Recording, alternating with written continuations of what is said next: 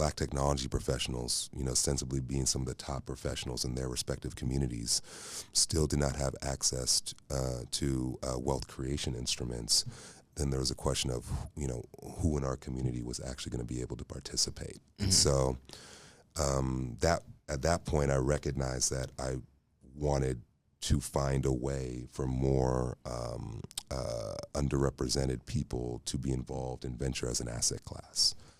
And what I ended up coming up with was a new type of VC operating model that has now formed the basis of Musa Capital.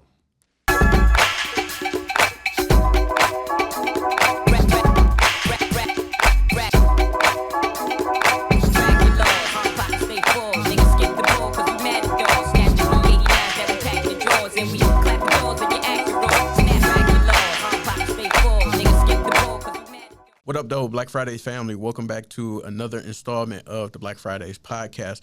Before we get into today's episode, I need you to do a few things. I need you to, number one, make sure you hit that subscribe and that like button on YouTube, drop a comment on some previous videos or this one, and then also make sure that you share some previous episodes and catch up on those as well. And make sure that you are following us on all the major streaming podcast platforms. Now that I got that business out of the way, I want to introduce you to my new friend, Mr. Alan Smith of Musa Capital. How you doing today, brother? I'm doing well, Denzel. Thank you very much for having me, man. Absolutely. Grateful that we're able to do this. And we're actually in Bearcat Nation right now at the University of Cincinnati. So we're doing another episode on the road, which is amazing, and had a chance to connect with each other earlier today for the upskilling Microsoft event. So how are you adjusting to, well, you've been to Cincinnati more times than me. This is my first time, but how are you coming from the West Coast? How are you adjusting to Cincy and then also the event that we had a chance to attend today? First and foremost, shout out to the Esports Lab at the University of Cincinnati Innovation Center, 1819, amazing studio. Coming from the West Coast, took 2 planes to get here. Coming into Cincinnati from San Francisco is not easy. I'm not sure there's a direct flight to be found. I will say it's a little bit colder than what we got going on the West Coast right now, but still pretty nice. It was actually a little bit warmer than I expected. Last time I was out to Cincinnati, it was during COVID time, and it was summer, so it was a very different vibe. To be able to be out here on the Cincinnati's campus, especially kind of, as we roll into March, it's been a dream come true so far. Amazing architecture, the feel of the city is fantastic, but really the most impressive part has been the innovation economy that I didn't realize existed in Cincinnati. Great. Again, shout out to the 1819 Innovation Center. The complexes and the companies that they have in partnership here is really impressive.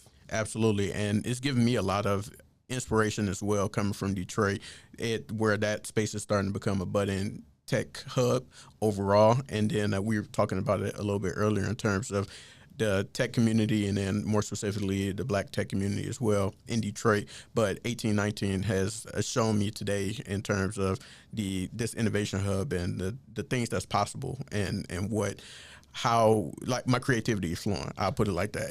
Creativity is flowing. We got to bring some of this to Detroit. That's right. Indeed. Yes, absolutely. So since he has the blueprint, so looking forward to learning more about that. And so I wanted to talk to you about Musa Capital because you are in the venture capitalist space, and I wanted to start with a grounding of what exactly is venture capital. Like, what is Alan's definition of venture capital? Yeah, no, it's a really interesting space, and to be honest, it's somewhat hard to define. The reason I'll get into why that is in a second, but the way I define venture capital is a venture capitalist is someone who writes checks for percentage equity ownership in a property. And I would say that venture capital you can be a software venture capitalist, technology venture capitalist, you could do consumer products. Of course, there's lots of different industries you could participate from a VC perspective. But typically the return profile in the VC alternative asset class is going to be a little bit different than, what you might get in private equity or in capital markets. But really it is the practice of identifying companies and writing them a check for a percentage of equity ownership in their company. So the real life Shark Tank. That's right. Essentially. That's right. So not just doing it for TV, but actually writing the checks. Actually doing it for real. And people always ask, how does that make money? And the answer is like a lot of it doesn't, right? Like a lot of folks write checks, and these checks never materialize into returns. But if you're a good portfolio manager and you're thoughtful about your portfolio construction, then a portion of your portfolio should exit and monetize and either get bought out by a private equity firm, go IPO, whatever it is. Excuse me. And at that time, during that monetization event, that is where your equity ownership in that company can repay your fund. And so, as a venture capitalist, it's it's presumptive on you to not only identify and source the best companies, but ensure that you construct your portfolio in a way that maximizes those returns. Absolutely.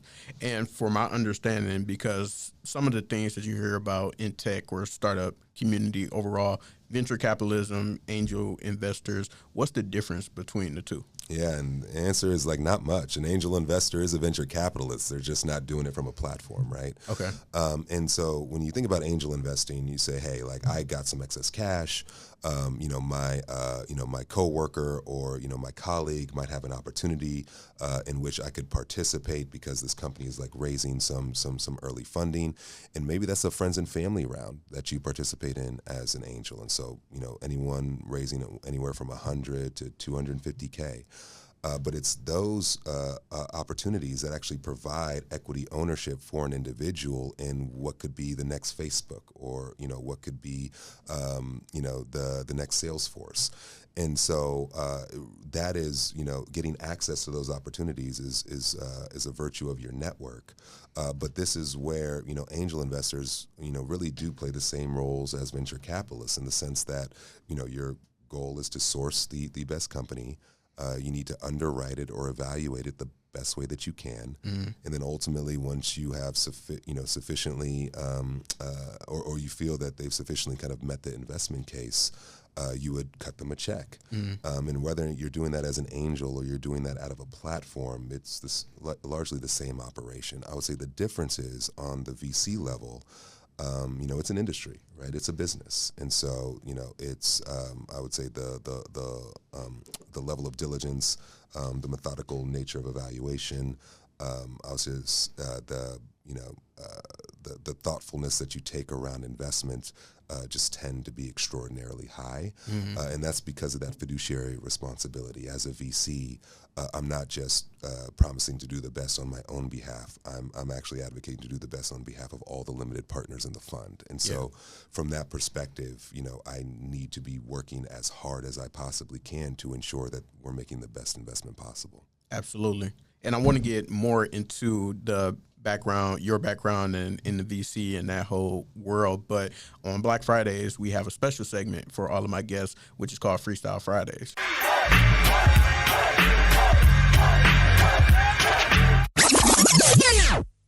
So I gotta ask you to give us some bars. You gotta drop some bars for us at University of Cincy. You a poet? You a rapper, singer? Like what you got for? None of the above at all.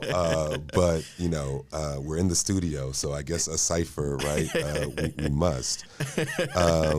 Now I give you an out because you don't actually have to freestyle. Okay, thank goodness, because I was like, Lord, this is gonna be messy. But we never gonna shy away. We never scared. But I appreciate that. You're not. But it's just a random assortment of questions. They all about you, and we just need you to answer each one and answer honestly. All right, let's do it. All right, so what is on the West Coast, I know it's a little bit different, but what is your fast food chain of choice? Are you like an In-N-Out person, Whataburger? Like what's your fast food chain of choice? I'm a Chick-fil-A guy. Okay. Yep, Chick-fil-A. For sure. That'll do it. Yeah. That'll do it for sure. It ain't open on Sundays, but you do what you got to do. You get it on Saturday. That's right. Then, you eat it on Sunday. That's right. Yeah, that's right. Exactly. Yes, so I know that you, in your line of profession, you travel a lot in general, in a past life as well, which we'll talk about in a little bit. Where's your favorite place to travel internationally and nationally in the States? So I'm going to take international first. Love Europe, love Africa. Mexico's my happy place. Cabo San Lucas, beach vacation. Okay. That's where you can find me if I'm trying to relax, for sure. Okay. I would say that my favorite place to travel domestically would probably be either Chicago or Miami. Okay. Listen, no shade on New York, but they just live different out there. Like, if I spend more than 3 days in New York, I just wonder if I'm going to make it back to the West Coast alive. Chicago's an absolute beautiful city. Magic Mile shopping is really legendary. And Miami looks like something out of Atlantis when you're coming there off the water. So I'll say those are probably my favorite places. You know, Miami, like my second home, right? Oh, really? Okay, yeah, that Detroit to Miami corridor is fierce now. Yeah. Okay, all right, that's what's up. Yes, indeed. Yeah, that's where I did I went to University of Miami, so that's where I did my grad school. Amazing. Yeah, so my cousin went to business school. Shout out Jessica. That was my first time in Miami. At Miami? What's your Jessica's last name?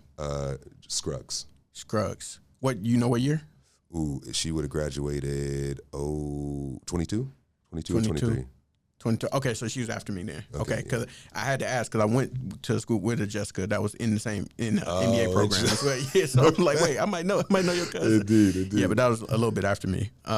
Okay, perfect. So in terms of past life, you used to play ball, professional for a period of time, and then also in college as well. So do you have any memories that stand out from when you were playing football? Oh, too many. I had the pleasure of playing for Stanford University 2004 through 2009 under the legendary Coach Harbaugh, as well as Buddy Tevens and Walt Harris. And I would say the learnings and the teammates and the friends that I accrued during that time period have carried me throughout my entire life. And so too many memories to count. If I were to choose one, it would probably be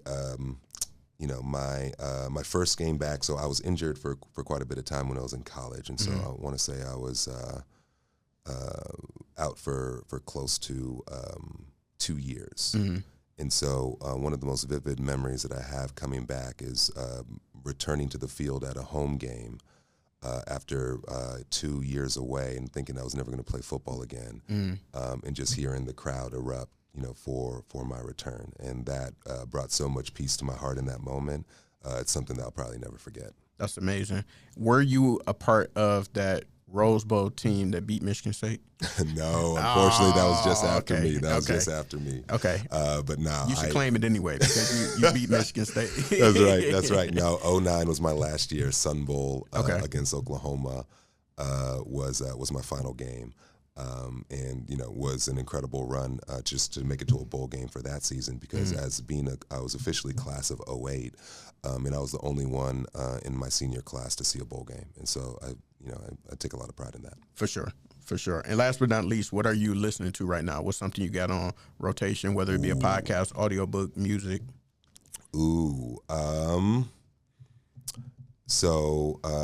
Music. You know what? We got to go ahead and take out the playlist. There we go. Because we pull out the evidence. So we run every morning, and there is one. I'm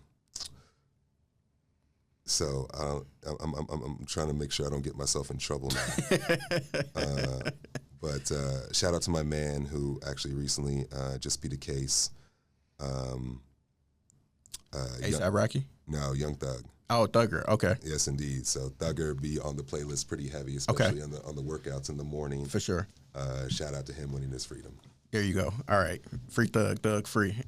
So thank you for partaking in Freestyle Fridays. So you passed successfully. Appreciate you doing that. And if we could dive back into the work that you do. So you have, from the conversation we had earlier, we talked about for a period of time, had the opportunity to do professional ball, and then also spend some time in sales and in the tech space. And then now you're doing venture capitalism. So what made you what was the pivot in terms of career to say, this is the thing I want to put my effort into and be able to build this out, granted your previous work experience and opportunities? Yeah, it's interesting.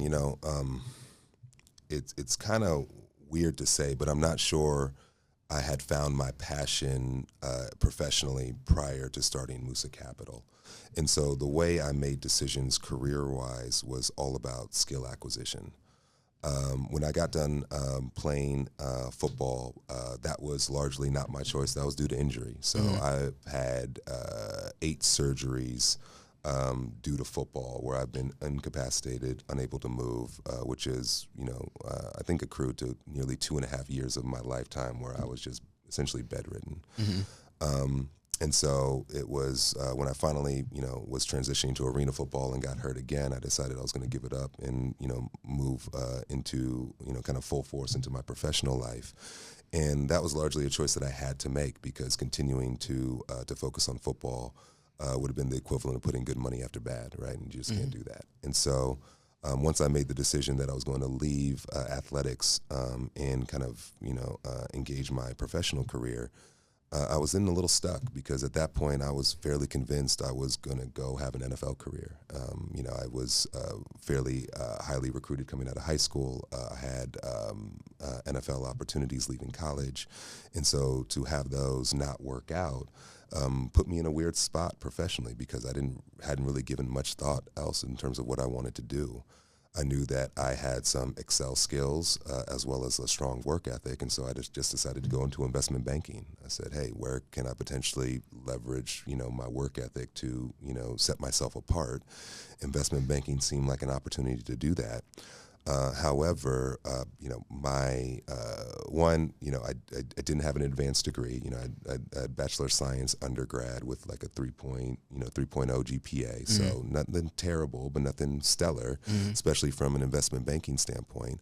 And so it was difficult getting on at first. And I remember it was my mentor of mine, Chad Hutchinson, who had started his private equity group, Musa Capital. Shout out Wakestorm.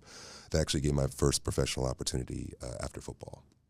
And I did distressed real estate underwriting for him for a little while before eventually finding my way to an investment bank, a middle market investment bank in Burlingame called Venturi and Company. Shout out Matt Venturi, who gave me my first full job post football. Was an investment banking analyst / associate for 3 years under Venturi and Company, and that's largely where I cut my teeth. I got the opportunity to do transactions, financial analysis, all the things that were going to be important and impactful in a financial services career. Did that long enough to realize I didn't really enjoy financial services and had thought about going back to business school, getting an advanced degree so I could, continue to climb the ladder from an investment banking standpoint. Recognized pretty quickly that, going back to business school was going to require me to incur debt. And the blessing of having a football scholarship was I didn't leave school with any debt in the first place. And so it didn't really make sense for me to do that. But I was having a hard time advancing. And so I decided to make a lateral move, go from investment banking to consulting. And that was done intentionally. And the reason why I went into investment banking is I wanted the financial services skills. I went into consulting because I wanted the operational skills. And after I was in consulting for 3 years, you recognize pretty quickly that you're a mercenary, right? And like you're there making operational recommendations, but ultimately you're not responsible for kind of implementing and executing on those decisions. Yeah. And I wasn't sure I was getting the full life cycle of, of an operator's role, which is both the decision making as well as the execution. And so it was at that time that I decided to move in-house from a technology perspective and work directly for LinkedIn and Microsoft in their strategy and operations group. I helped scale a product called MRSS, which was the co-sell of LinkedIn Sales Navigator and Microsoft Dynamics, and helped scale that product from nascency till a little over 180 million in the 2.5 years that I was there. Amazing team, amazing sales force on both the LinkedIn and Microsoft side, and that operational experience I do feel like helped me find passion in my career. I would say that was probably one of the first positions where I was truly passionate. And the thing that I was passionate about was the many ways there were to make money in this world. Yeah. The different application of business models, the different ways to monetize, scaling that efficiently and aggressively were things that got me out of bed in the morning. And being able to grow top line revenue was something that had always excited me throughout my both investment banking and consulting career. And so the ability to do that kind of in-house for an organization really was a dream come true. But what I did recognize during that time is that, on the sales and strategy operations side, there was a portion of my skill set that I wasn't leveraging, and that was the interpersonal piece. Of course, galvanizing stakeholders was a part of that, but largely, being a very team-oriented person, it was very much a siloed effort. And so it was actually during that time at LinkedIn Microsoft that I started developing Musa Capital. And it wasn't a conscious decision that I was trying to break into VC or that, otherwise, wanted to leave my position. I was still really happy as an operator. But what I encountered during my time at LinkedIn was essentially an opportunity or a need that I felt was important to fill. And, March 2020 during the pandemic, there was a lot of discussion amongst the Black inclusion group at LinkedIn of what could potentially be done to offset the economic disparity, across the Black community due to the pandemic. And I say the Black inclusion group, but really it was the co-leaders at the time, Eric Abrego and Keith Bernard. And we kicked around a bunch of ideas at that time of ways that we might potentially help. I mean, I think that many folks were feeling very much, we were in our ivory tower at Microsoft, the rest of the world was burning, and a lot of folks were asking themselves, hey, what can we do to help alleviate some of the pain? And some of the ideas we kicked around was a Black-focused community fund, a Black-focused commercial bank. Recognized pretty quickly that we didn't have any competency around any of those vehicles. But the one thing that a lot of folks tended to have confidence in is their ability to understand and opine on early stage technology projects. And so the thought was, hey, could we raise a couple $1 million across the, Black employees at LinkedIn, identify founders in our network, and that would be our answer to the pandemic.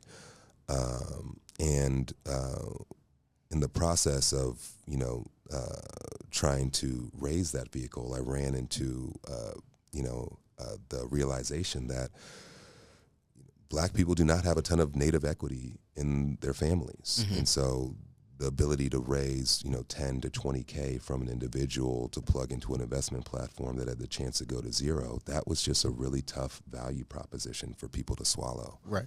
And rightfully so. I think as Black people, we typically take a do no harm approach to our equity creation, and rightfully so. But that also meant that an alternative asset class like venture capital was largely going to be outside of our reach.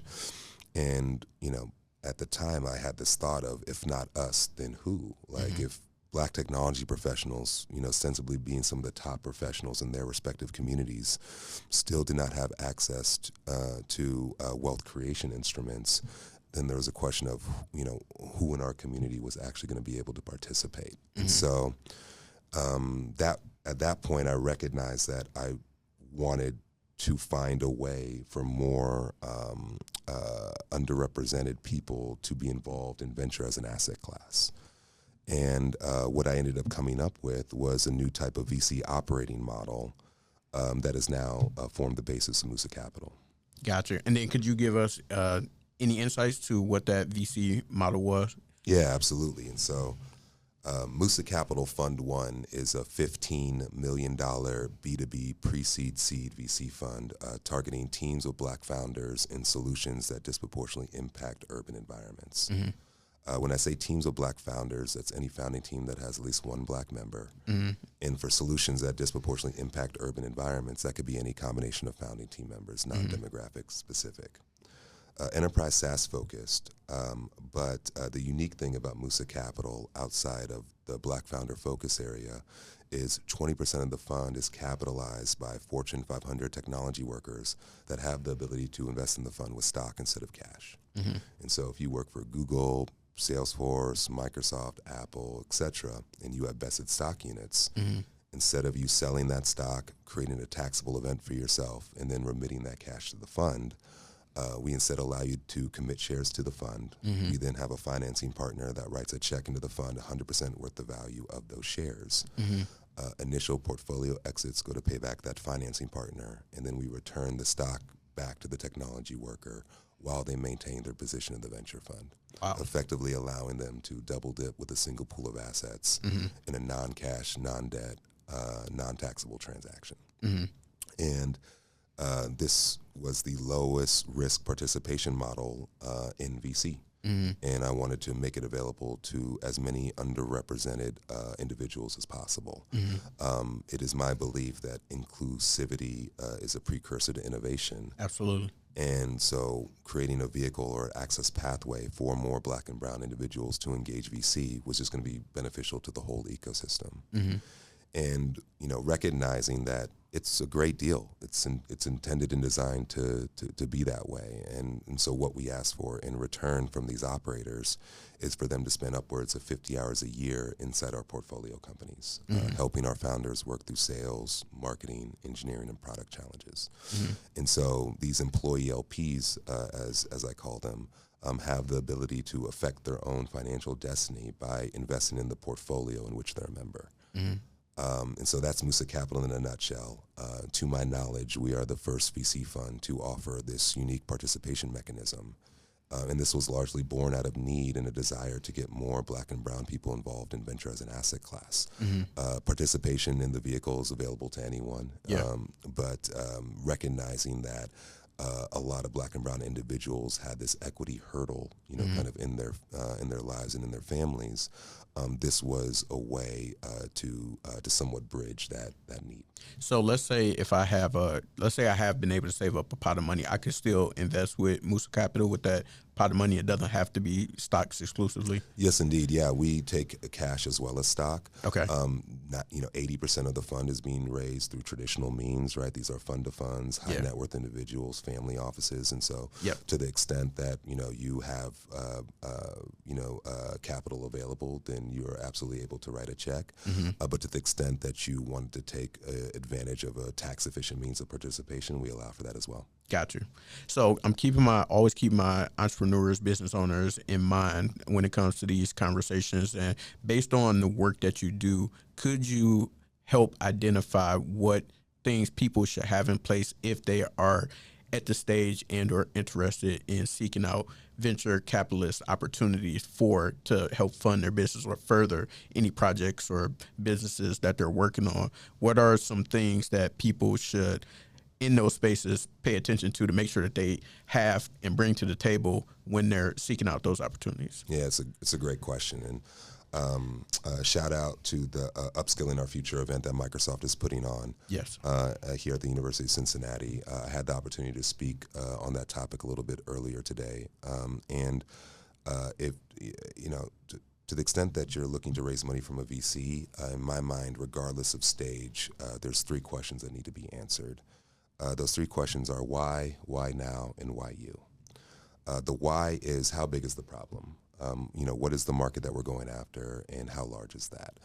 Ultimately, in order to receive VC investment, you need to be a VC scale business. And so that means multi-billion-dollar market size, and then the ability and plan to penetrate that. Assuming that you're able to effectively articulate the size of the market and it's believable, then the next reasonable question is why now? If the market is so big, why hasn't anyone solved the problem? This is a very important question to investors. Ultimately, timing risk is oftentimes the thing that kills opportunities more than a poorly identified market or a poorly conceived idea.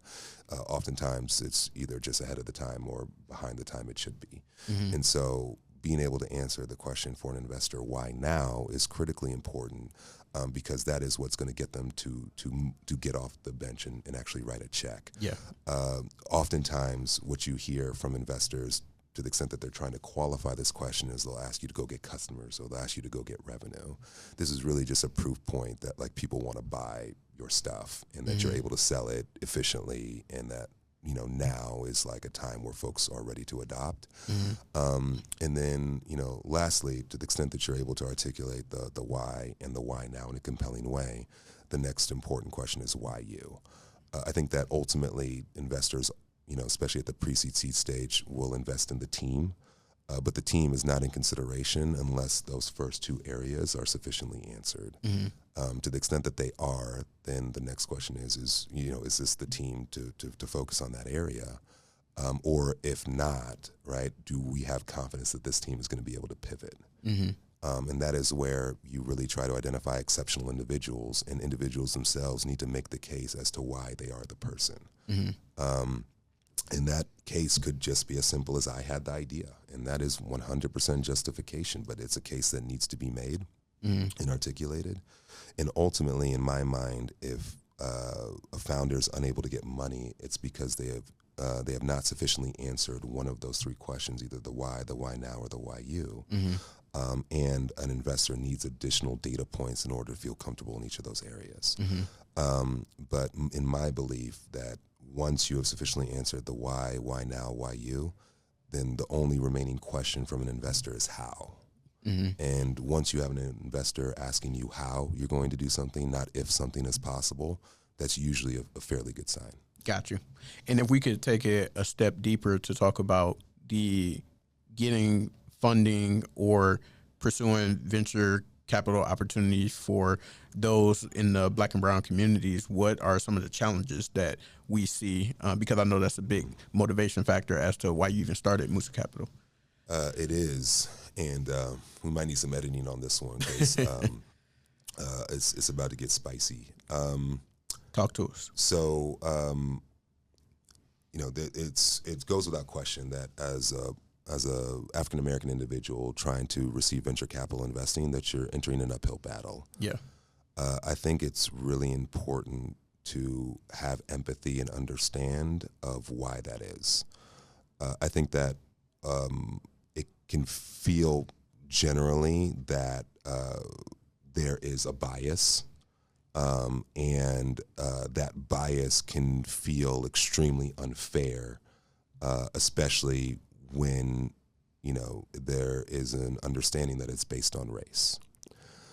But I hate to break it to folks. The bias is not a bug, it's a feature. It is the whole way venture works. And then there should be no expectation that it should change for you or anyone else. What do I mean by that? As a general partner, as a GP, the way I raise money is I raised my hand and I said, hey, I know how to find the best founders. I know what they look like. I know how to identify them, and I know how to choose them. And here are examples of how I've done that in the past. And those examples might include people that are monolithic, right? That come from those typical Harvard, Stanford, Wharton type of networks, and might be monolithic from a racial perspective. But that is what limited partners are giving money to, is they say, hey, this is the quality of founder, or this is the type of founder that you prototype. Found. Here's the network, right? I want access to more of that. And so in order to get access, I'm going to give you money. If an investor then goes around and starts doing something else with that money, that is a breach of fiduciary duty. Yeah. And so you largely have to invest along the thesis that you've raised on. Now, it isn't to say that there isn't unconscious bias or that there isn't even direct racism out there. But the expectation, right, that there should just be like natural like equity in the system, I don't think is an appropriate assumption. The bias is part of the thesis. The bias is part of how general partners create value. And so what we have is a lack of African American allocators currently in the system, which contributes to the inequity, because African American allocators will also largely have African American networks and get access to African American opportunities, as well as demographic specific opportunities. But it also stands to reason, right, that individuals' networks are reflections of them. Right. And so I think that one thing to recognize, right, as an African American, stepping into venture capital, is that you are likely not coming from a network that, typically gets exposed to venture capital. And that is an uphill battle. I think that the way you overcome that, and this is where I think it's a somewhat difficult conversation, is like, okay, so how do you defeat the bias, right? The only way to defeat the bias is with an economic answer. If there's, as a general partner, it's my fiduciary duty to find the best investments to invest in, regardless of race, creed, or anything like that. I'm supposed to find the best. I believe that my thesis should surface the best opportunities, but ultimately my fiduciary responsibility has me investing in the best opportunities that I find. Mm-hmm. And, if you have two equivalent opportunities, both metrics-wise as well as valuation-wise, and one of those founders looks like founders you've invested in before, and one of them doesn't, guess what you have to do as an investor? You have to invest in the one that looks like things that you've won on before. That's just how that works. Now, let's take, a founder that has a better performing company at a lower valuation versus a company, right, that looks like someone I've invested in before. Well, now there is a real decision that has to be made. Do I anchor on the archetype of founder, or do I invest on the metrics and the pedigree of company? And unless you force a general partner into that trade-off, there is no trade-off, right? They have to do what they said that they were going to do. And so, my advice oftentimes to Black founders is to prioritize capital in the door. What does that mean? That means that oftentimes you might have a better company and have to take a lower valuation. That it does not feel fair. But it is a way to get capitalized for sure. And it does force that bias trade-off from a general partner investor. I think that without creating that trade-off, then your responsibility is to then find more investors that have a thesis that includes you as a prototype. And that should be the only expectation, right? Is that either we have an economic answer to defeat the bias, or we go where the bias is in our favor. So you got to learn the game to play the game in most cases, which I'm glad that you were able to break down that for us, especially given your experience in that space. And I think that would definitely help a lot of people in that founder steps, or seeking equity seeking funding for their businesses and their projects. So I wanted to ask, because probably around the time of graduate school, I think I had the thought of wanting to be a venture capitalist at some point in time, maybe potentially angel investor. And so I'm curious as to what it takes to actually become one, because, let's say, for example, grandma writes you a nice check to go, start your business or do whatever. Is she technically an angel investor or a venture capitalist? So what would it take to become one? And do you have any advice on how people could kind of find their way in that space at some point in time?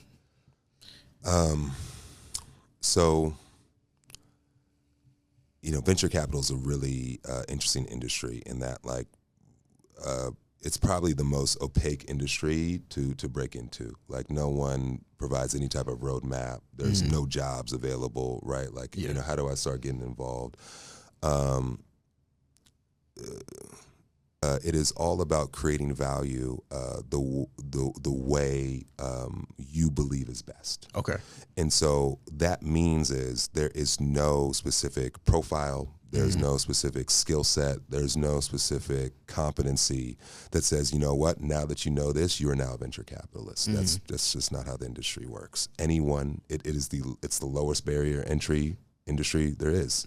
It doesn't seem that way because it feels impossible to break into. But the reality is, yes, grandma that wrote you a nice check to start your business, she is an angel investor. Got you. Okay. She is 100% involved in venture.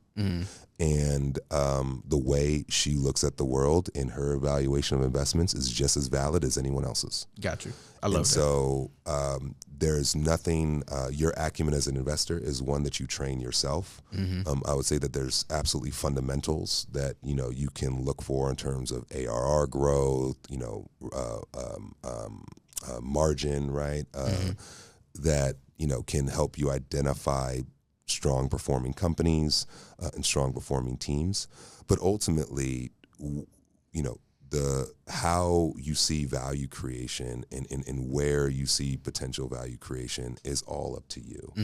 And so the most important thing about venture capital is having the capital to invest. I would say that that's the one place where people get hung up the most, is that that's the biggest limitation that we have, right? Is that, we're not all millionaires that have the ability to cut, 30 angel checks a year. We might, if we're lucky, cut, 5 angel checks in our entire life, right? That being said, your way of investing is just as valid as anyone else's. Yeah. What I would encourage people to do is learn from other investors, learn how other people have found success investing, and then understand what you can incorporate into your process as well as your pipeline that can help you identify those stellar opportunities. Yeah. Ultimately, the less than 1%, right, of companies are going to succeed. The ability to identify which ones those are is the name of the game. Yeah. And there's no roadmap that teaches you how to get there. You just got to get up those shots. That's right. Got you. So that likens, or that made me think about the real estate development industry, because essentially if you purchase a home and you paint the house, you cut the grass, you get the gutters redone, you could be considered a real estate developer. That's right. Because there's, no like ground rules of what exactly this That's right. is. That's exactly right. And so in that lane, it's okay to operate, right, as if you were a VC. If you're an individual and you want to work on your sourcing, you want to work on your diligence, you want to work on your manner of evaluation for a potential company, that's valid. You don't need $1 million in order to go do that. Yeah. And not only that, if you get really good at that, you don't have to wait for $1 million for you to start selling that service to other people. And that's where actually you can partner with platforms like mine, where we actually offer economics to scouts, right? People that are really great at sourcing opportunities or identifying strong networks. And this not to say that, they have to be perfect at selecting companies, but just that they have strong networks that have good flow. Yeah. And so to the extent that you refer a deal to Musa Capital that we end up investing in, we actually give you 15% of the monetization event that the management team would receive. Okay. And so, we're talking about multi-million-dollar checks, and to be able to get, 10 to 15% of that just for an introduction, right? No underwriting required, no knowledge required, just simply access to your network. That can be very powerful. Yeah. And so, it's something that we encourage everyone to start doing as soon as possible, is that you're like, you simply listening to a podcast like this puts you in the mix. Yeah. It means that you're engaged. It means that you're locked in. It means that there are likely other folks in your network who are just as locked in as you. Yep. And to the extent that they're doing something cool, I want to know about it, and I'll pay you for that access. Love it. Love it. So, Alan, tell us what's on the horizon for you personally, and then also for Musa Capital, if they're separate from each other, and if they're the same. Please let us know, what do you see in your crystal ball in the future for the business? Yeah, it's 2025 is going to be exciting. We're still in fundraising mode. We have raised a little under $3 million, looking to deploy. Hold on, wait, say that one more time. That's not no small thing to do. Say it one So more time. we raised a little under $3 million. Congratulations. Thank you very much. Appreciate that. And we're looking to deploy late this year, early next year. And so still very much in fundraising mode. Would love to get to $7.5, $10 million level so we can start doing some serious work. But now it's time to start executing. And so late 2025, early 2026, we're going to start deploying. And so right now we're in the process of aggregating opportunities. And so to the extent that you have a company and you fit within the Musa Capital thesis, I would love to hear from you.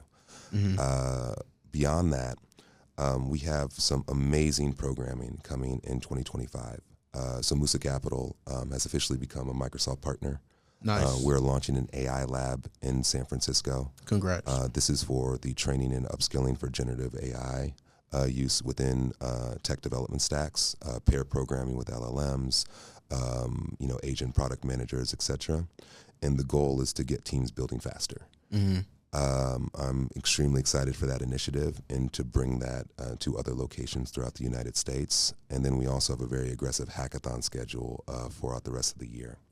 But when I think about, the crystal ball for Musa Capital, and I'm a solo GP, so I appreciate you asking about me, but me and Musa Capital are one and the same. And, we're going to be locked in for the next 10. Love it. But when I think about kind of And what does GP mean, real quick? general partner. Got you. Okay. Yeah, and so when I think about hey, what is kind of high priority for me in 2025, it's getting the word out. This is a model that was built for more individuals to get involved in venture as an asset class. So the more people that know about it, then the more opportunity there is to participate, which ultimately I believe is going to breed the success of the platform. Mm-hmm. And so really my goal is I'm going to be on the road heavy this year. I'm going to be at BitCon. I'm going to be at Black Tech Health Connect. Yep. We adding Detroit to that list because yes, we talked about that. Yeah. We're going to be in Detroit. We're going to be in North Carolina. In my mind, there's not a single market that is a cornerstone on innovation. So we're going to be everywhere trying to get the word out. And really, what I would love to see is a pipeline of 1,000 Black founders who are looking for money. Because one of the biggest questions that I get when I go out and raise money is there enough talent? Mm-hmm. And in my mind, that's a question that comes from someone who just doesn't get the opportunity to see the volume of talented Black people that I get to see on a daily basis. Exactly. But having a pipeline of opportunities ready for investment is just proof of that. Love it. Love it. So where can the folks find you if they want to learn more about you, Alan, or if they want to learn more about Musa Capital, potentially find some ways to work together? How can they get in touch with you? What's your website, socials, all that? LinkedIn. Hit me up on LinkedIn, Alan Smith, managing partner, Musa Capital. N-Musa Capital should get you there. We are on other socials as well, Instagram with just Musa_Capital. And then if you want to send me an email directly, it's alan@musa.capital. Definitely, I would say email is by far the best way to reach me. Send me an email. I'll hit you with the Calendly link. We'll get on the phone immediately. My goal is to try to add value on call one. And so from that standpoint, I want to talk to everyone as soon as possible. Website is www.musacap.com. Absolutely, you can submit opportunities there, but again, it's going to be better and more efficient over email. But really looking forward to just hearing from as many people as possible this year, and then also adding as much value as I can back into the community. Love it. Love it. Well, Alan, this has been amazing to be able to get the down low on the venture capital industry and then also the things that you're doing with Musa Capital. I love the mission behind it and all the insights and gems that you dropped on us today. So very appreciative for you pulling up on Black Fridays, man, at the drop of a dime, because I asked you not too long ago, maybe a couple hours ago at this point, and you were like, hey, absolutely, let's do it. So, yeah, I appreciate you. I appreciate the opportunity to rap, man, and this was a lot of fun, so thank you for having me. Absolutely. Anytime. And everybody watching, listening, we'll tap in with y'all soon. See you soon. Peace.